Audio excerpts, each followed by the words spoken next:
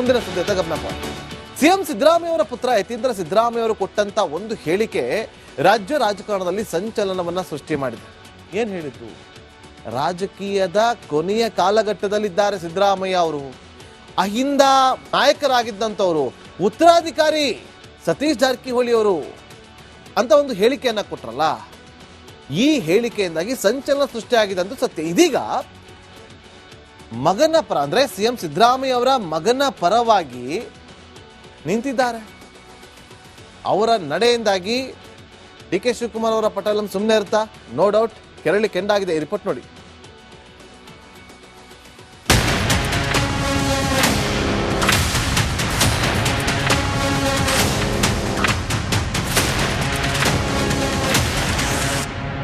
ದೀಪಾವಳಿ ಮುಗಿದು ಇನ್ನು 3 ದಿನ ಕೂಡ ಆಗಿಲ್ಲ.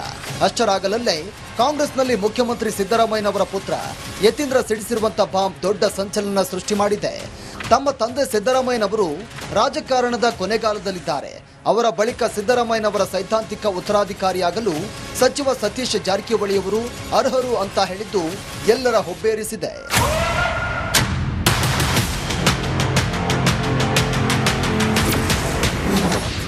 ಮಗ ಯತೀಂದ್ರ ಬೆನ್ನಿಗೆ ನಿಂತ ಸಿಎಂ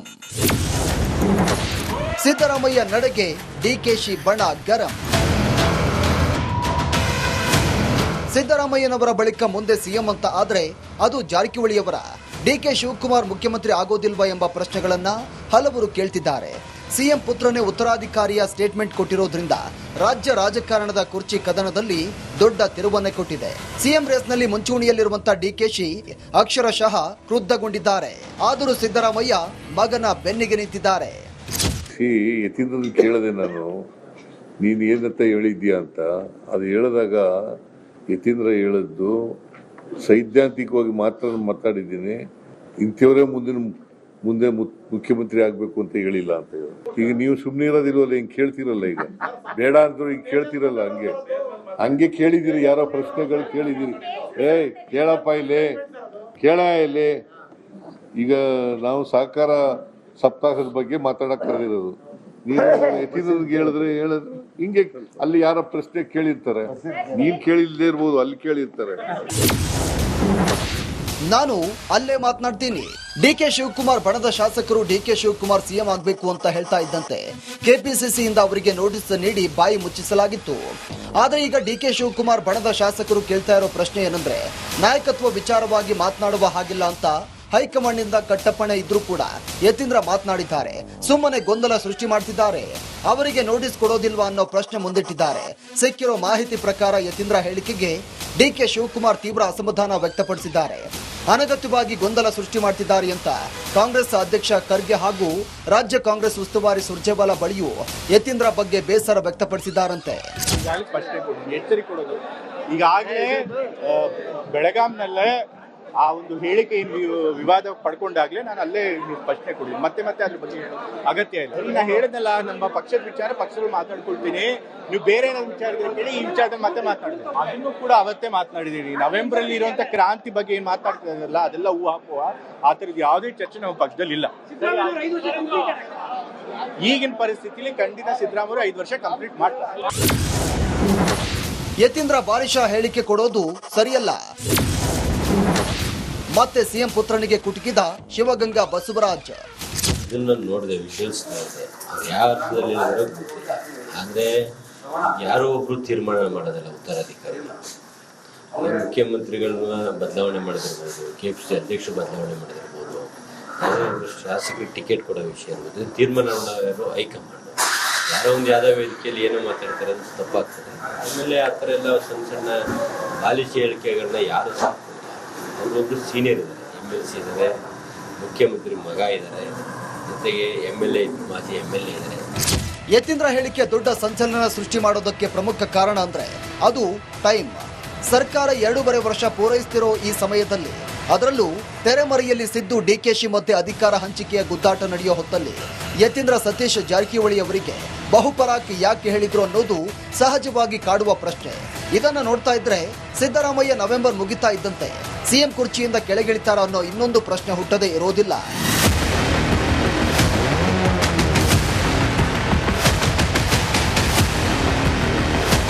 ನವೆಂಬರ್ 15ರಿಂದ 20ರ ಒಳಗೆ ನಡೆಯುವಂತ ಆ ಕುರ್ಚಿ ಕದನದ ಕ್ಲೈಮ್ಯಾಕ್ಸ್ ಹೇಗೆ ನಡೆಯುತ್ತೆ? ಸಿದ್ದರಾಮಯ್ಯ ಡಿಕೆಶಿ ಎರಡು ಬಣಗಳಲ್ಲೂ ಚಟುವಟಿಕೆಗಳು ಗರಿಗೆದರಿದ್ದು ಏನೆಲ್ಲ ನಡೆಯುತ್ತೆ ಅನ್ನೋದೇ ಕುತೂಹಲ. Bureau report, republic Kannada. ಮುಂದಿನ ಸುದ್ದಿ ಗಮನ. ಸಿಎಂ ಸಿದ್ದರಾಮಯ್ಯ ಅವರ ಪುತ್ರ ಯತೀಂದ್ರ ಸಿದ್ದರಾಮಯ್ಯ ಅವರು ಕೊಟ್ಟಂತ ಒಂದು ಹೇಳಿಕೆ ರಾಜ್ಯ ರಾಜಕಾರಣದಲ್ಲಿ ಸಂಚಲನವನ್ನ ಸೃಷ್ಟಿ ಮಾಡಿದೆ. ಏನ್ ಹೇಳಿದ್ರು? ರಾಜಕೀಯದ ಕೊನೆಯ ಕಾಲಘಟ್ಟದಲ್ಲಿದ್ದಾರೆ ಸಿದ್ದರಾಮಯ್ಯ ಅವರು. ಅಹಿಂದ ನಾಯಕರಾಗಿದ್ದಂಥವರು, ಉತ್ತರಾಧಿಕಾರಿ ಸತೀಶ್ ಜಾರಕಿಹೊಳಿ ಅವರು ಅಂತ ಒಂದು ಹೇಳಿಕೆಯನ್ನ ಕೊಟ್ರಲ್ಲ.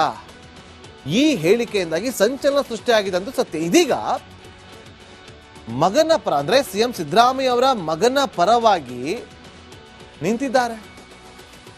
ಅವರ ನಡೆಯಿಂದಾಗಿ ಡಿಕೆ ಶಿವಕುಮಾರ್ ಅವರ ಪಟೇಲಂ ಸುಮ್ಮನೆ ಇರ್ತಾ? ನೋ ಡೌಟ್ ಕೆರಳಿ ಕೆಂಡಾಗಿದೆ. ಈ ರಿಪೋರ್ಟ್ ನೋಡಿ.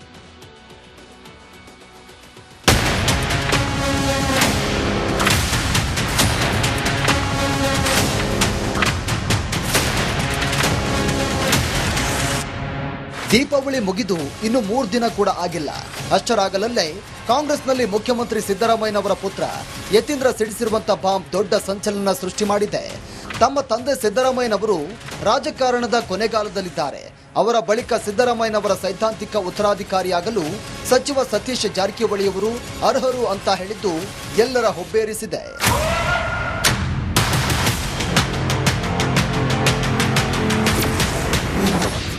ಮಗ ಯತೀಂದ್ರ ಬೆನ್ನಿಗೆ ನಿಂತ ಸಿಎಂ. ಸಿದ್ದರಾಮಯ್ಯ ನಡೆಗೆ ಡಿಕೆಶಿ ಬಣ ಗರಂ. ಸಿದ್ದರಾಮಯ್ಯನವರ ಬಳಿಕ ಮುಂದೆ ಸಿಎಂ ಅಂತ ಆದ್ರೆ ಅದು ಜಾರಕಿಹೊಳಿಯವರ. ಡಿಕೆ ಶಿವಕುಮಾರ್ ಮುಖ್ಯಮಂತ್ರಿ ಆಗೋದಿಲ್ವಾ ಎಂಬ ಪ್ರಶ್ನೆಗಳನ್ನ ಹಲವರು ಕೇಳ್ತಿದ್ದಾರೆ. ಸಿಎಂ ಪುತ್ರನೇ ಉತ್ತರಾಧಿಕಾರಿಯ ಸ್ಟೇಟ್ಮೆಂಟ್ ಕೊಟ್ಟಿರೋದ್ರಿಂದ ರಾಜ್ಯ ರಾಜಕಾರಣದ ಕುರ್ಚಿ ಕದನದಲ್ಲಿ ದೊಡ್ಡ ತಿರುವನ್ನೇ ಕೊಟ್ಟಿದೆ. ಸಿಎಂ ರೇಸ್ನಲ್ಲಿ ಮುಂಚೂಣಿಯಲ್ಲಿರುವಂತಹ ಡಿಕೆಶಿ ಅಕ್ಷರಶಃ ಕ್ರುದ್ಧಗೊಂಡಿದ್ದಾರೆ. ಆದರೂ ಸಿದ್ದರಾಮಯ್ಯ ಮಗನ ಬೆನ್ನಿಗೆ ನಿಂತಿದ್ದಾರೆ.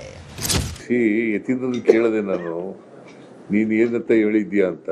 ಅದು ಹೇಳಿದಾಗ ಯತೀಂದ್ರ ಹೇಳಿದ್ದು ಸೈದ್ಧಾಂತಿಕವಾಗಿ ಮಾತ್ರ ಮಾತಾಡಿದ್ದೀನಿ, ಇಂಥವರೇ ಮುಂದೆ ಮುಖ್ಯಮಂತ್ರಿ ಆಗ್ಬೇಕು ಅಂತ ಹೇಳಿಲ್ಲ ಅಂತ ಹೇಳಿ. ಈಗ ನೀವು ಸುಮ್ಮನೆ ಇರೋದಿಲ್ವಲ್ಲ, ಹಿಂಗ್ ಕೇಳ್ತಿರಲ್ಲ. ಈಗ ಬೇಡ ಅಂದ್ರು ಈಗ ಕೇಳ್ತಿರಲ್ಲ. ಹಂಗೆ ಕೇಳಿದಿರಿ, ಯಾರೋ ಪ್ರಶ್ನೆಗಳು ಕೇಳಿದಿರಿ.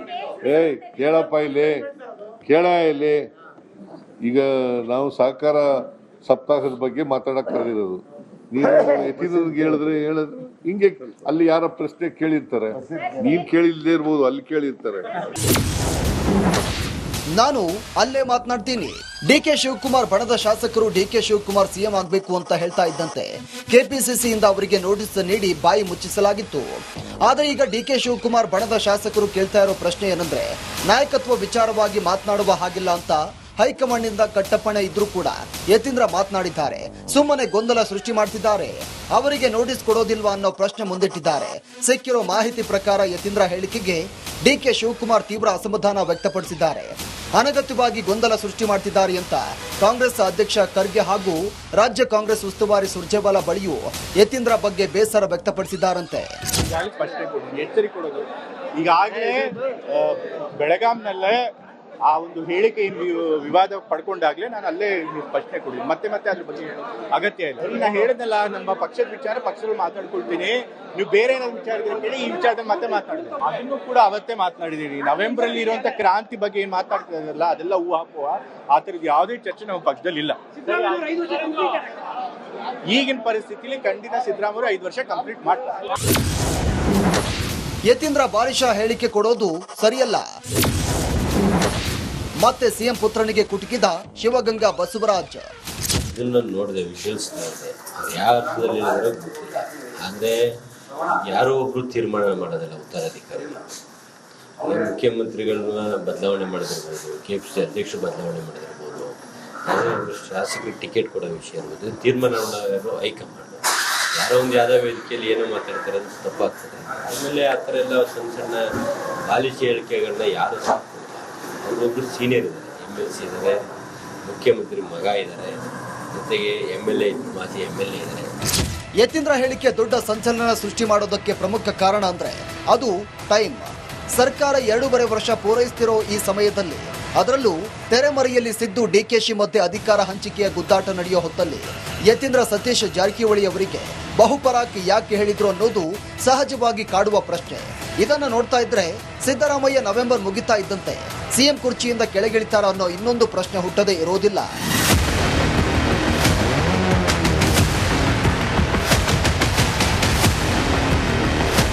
ನವೆಂಬರ್ 15ರಿಂದ 20ರ ಒಳಗೆ ನಡೆಯುವಂತ ಆ ಕುರ್ಚಿ ಕದನದ ಕ್ಲೈಮ್ಯಾಕ್ಸ್ ಹೇಗೆ ನಡೆಯುತ್ತೆ?